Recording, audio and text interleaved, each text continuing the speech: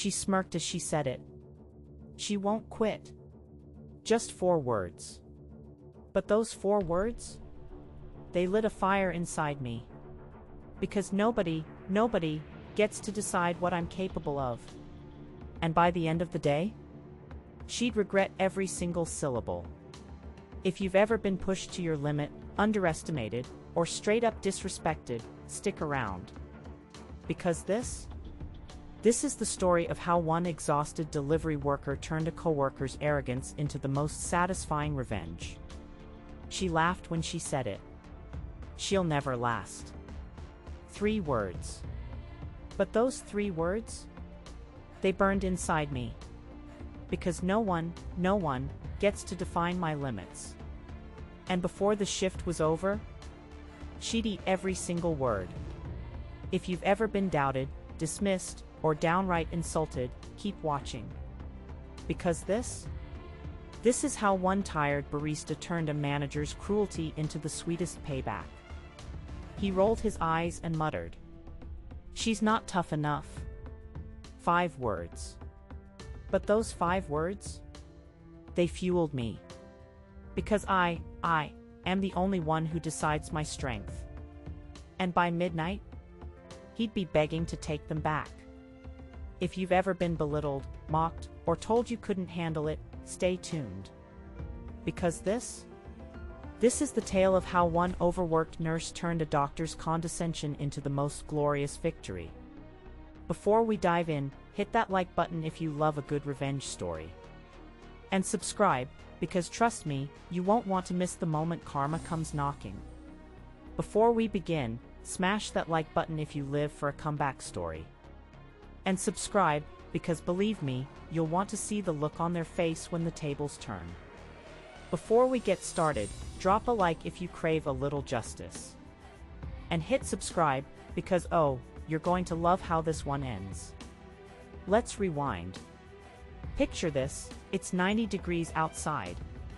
The air is thick, suffocating. Sweat rolls down your back before you even step out of the truck. Your muscles ache. Your head pounds. And then, cramps. Because of course, Mother Nature decided today was the day to hit you with that too. That was me. Just another day as a delivery driver, except it wasn't. Because the day before, I'd already been run into the ground. Overworked. Underappreciated. And all I wanted was one single day off.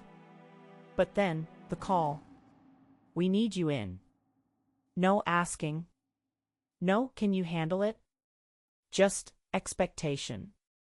Like my exhaustion didn't matter. Like my time wasn't mine. I dragged myself in. 200 packages. Then another route's 50. Plus mail. All in blistering heat. My body screamed at me to stop.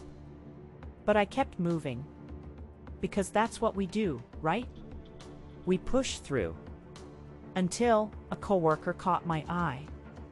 Saw the look on my face, the one that said, "I'm one more demand away from snapping." And he asked, "You thinking about quitting?" I didn't hesitate. Yes. Let's go back. Imagine this, it's the middle of July, heat waves rippling off the pavement. Your uniform sticks to your skin before your first delivery. Your feet throb. Your vision blurs. And then, a migraine. Because naturally, the universe thought now was the perfect time to pile it on. That was my reality. Just another shift in retail, except it wasn't. Because the week before, I'd pulled 4 doubles in a row. Ignored. Taken for granted. And all I needed was one. Damn. Break. But then, the text. We're short-staffed. Come in. No, please. No, are you okay? Just demand. Like my fatigue was irrelevant. Like my life wasn't my own. I showed up anyway. 8-hour shift.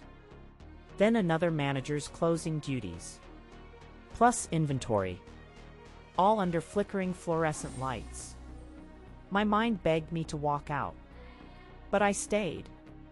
Because that's what we're taught, isn't it? To endure. Until my supervisor glanced over. Noticed the way my hands shook, the silent "I'm seconds from walking out." And she whispered, "You can't seriously be considering leaving, right?" I didn't blink. Watch me.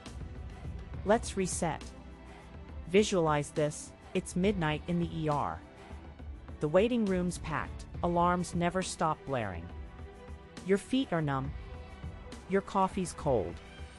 And then, a code blue.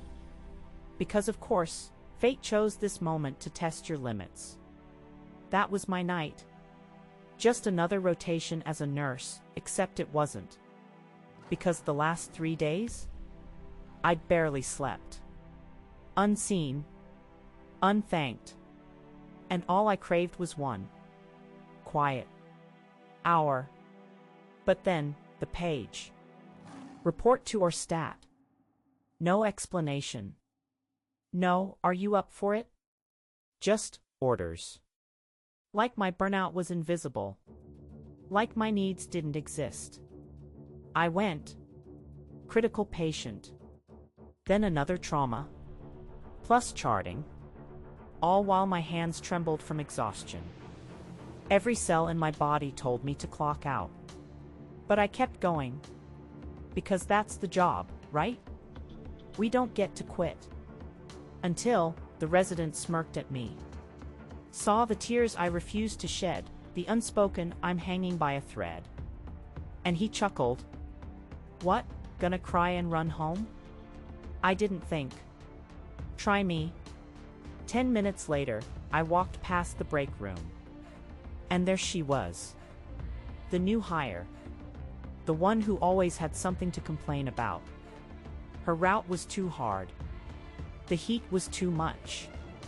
The workload? Unfair. And yet, there she was. Smirking. Saying the words that would seal her fate, "She won't quit." Something inside me snapped. Not just because she said it, but because she dared to act like she knew me. Like my limits were hers to define. That phrase played on loop in my head. Over. And over. And over. So I made a decision. I loaded the last of my packages. Took a deep breath. And then, I walked back inside. Placed the truck keys on the hook. And left. No dramatic exit. No screaming match.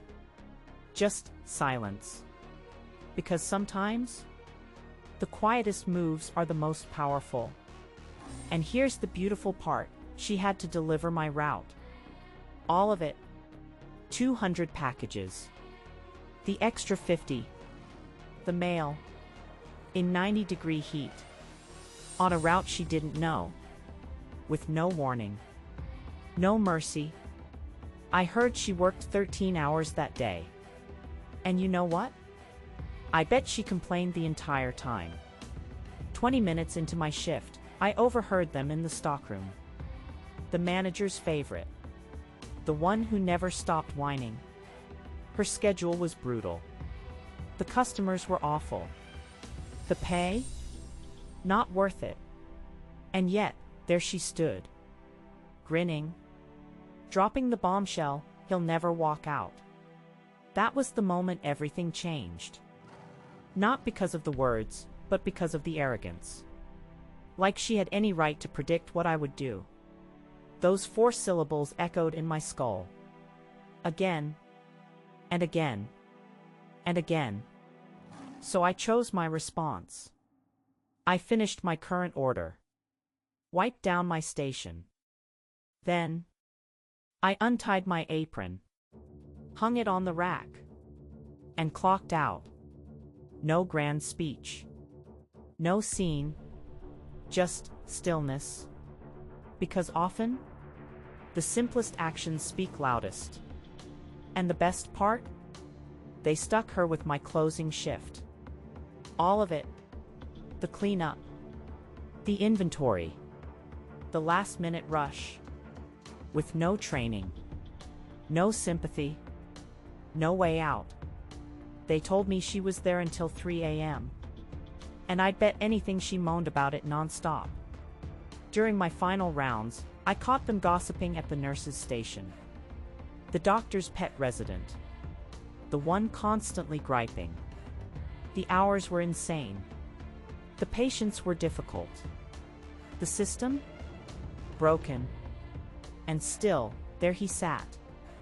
Sneering. Delivering the line that changed everything, "She won't last the night." That's when something broke in me. Not from the comment itself, but from the sheer audacity. Like he could possibly know my breaking point. Those words became my heartbeat. Relentless. Unforgiving.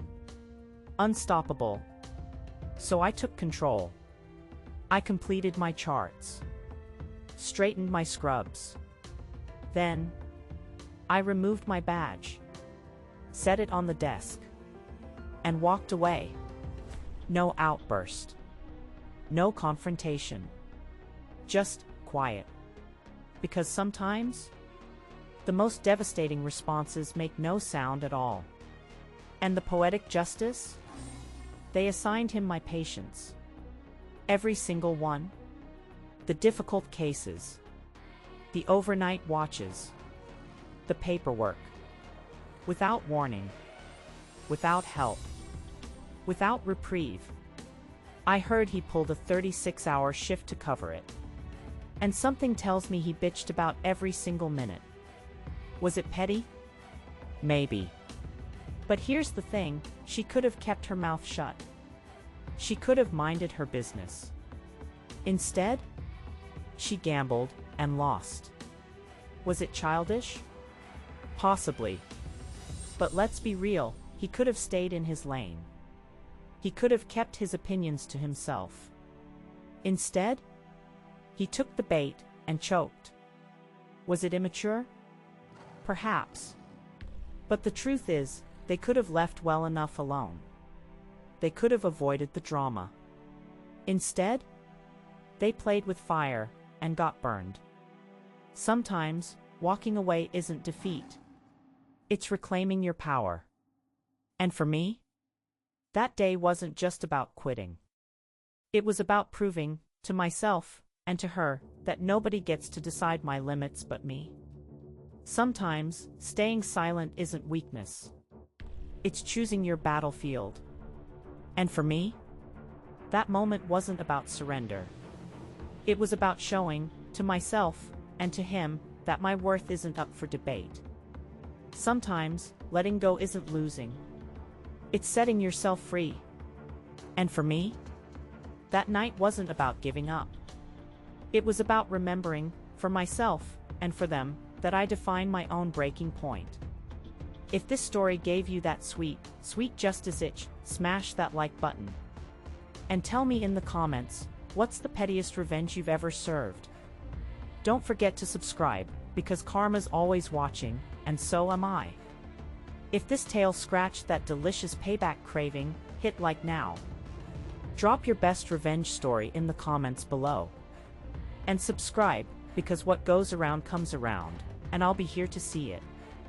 If this gave you that warm, fuzzy vengeance glow, pound that like button. Share your most satisfying comeback in the comments. And subscribe, because the universe keeps score, and I've got front row seats.